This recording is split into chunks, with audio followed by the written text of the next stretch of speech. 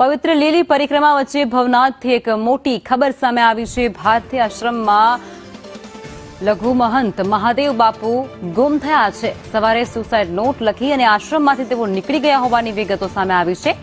આશ્રમ સંચાલકોને જાણ થતાની સાથે જ પોલીસને વિગતો આપવામાં આવી છે। સંવાદદાતા કેતન જોડાઈ ચૂક્યા છે। કેતન, સંપૂર્ણ બાબત શું છે? જે રીતે આજે સવારની આ ઘટના છે, જ્યારે ભારતી આશ્રમ જે પ્રખ્યાત આશ્રમ છે તેમાંથી જે લઘુમહંત તરીકે મહાદેવ ભારતી બાપુ છે તે ગુમ થઈ ગયા છે। તેને સુસાઇડ નોટ લખીને ભવનાથ સંચાલકોને જાણ થતા ભવનાથ પોલીસને જાણ કરવામાં આવી હતી। ભવનાથ પોલીસ અને જૂનાગઢ પોલીસ દ્વારા અલગ અલગ ટીમો બનાવીને અત્યારના શોધખોળ શરૂ કરવામાં આવી છે। સુસાઇડ નોટમાં અંગત બંદૂકનું કારણ લખ્યું હોવાનું જે પ્રાથમિક માહિતી મળી રહી છે। પોલીસને જણાવ્યા અનુસાર મામલો તપાસ હેઠળ છે અને નોટમાં કોના કોના નામ છે તે અંગે હજુ પણ કોઈ ખુલાસો કરવામાં આવ્યો નથી।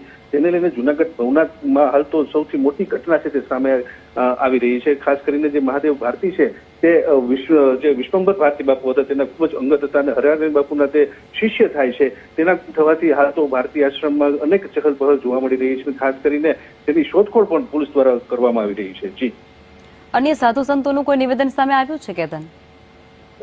જી લખવા કે હજી સુધી કોઈ સાધુ સંતોનું નિવેદન સામે આવ્યું નથી, પરંતુ જે રીતે અંદરોઅંદરની જે વાત સામે આવી રહી છે, મિટિંગોનો દોર ચાલ્યો છે, ટેલિફોનિક વાતચીત કરવામાં આવી રહી છે, ક્યાં નામો છે, કોણ નામો છે અને શા માટે તેઓ આવું થયું છે તે પણ એક ચર્ચાનો વિષય બન્યું છે। ખાસ કરીને આપને જણાવી દઉં કે જે રીતે 3 વર્ષ અગાઉ પણ ત્યારે તેમના ગુરુ છે હરિહરન બાપુ તેમને પણ આવી રીતે ગુમ થયાની જે છે તે ઘટના સામે આવી હતી। ત્યારબાદ આ તેમના શિષ્ય છે જે મહાદેવ ભારતી તે પણ ગુમ થયેલી ઘટના છે તે સામે આવતા અત્યારના પોલીસ છે જૂનાગઢ તે શોધખોળ કરી રહી છે અને અલગ અલગ ટીમો બનાવવામાં આવી છે। જી કેતન, શું અગાઉ એવું કોઈ બાબત સામે આવી હતી જેનું બંદૂક રાખી અને આ પ્રકારે તેઓ અહીંથી ગુમ થયા હોય તેવું બની શકે આશ્રમની અંદર?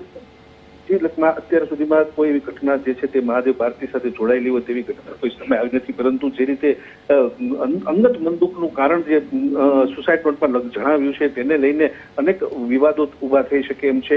ખાસ કરીને જે નામો લખવામાં આવ્યા છે તેને લઈને પણ હાલ તો ચર્ચાઓનો દોર ચાલી રહ્યો છે અને પોલીસ દ્વારા અંગત તપાસ પણ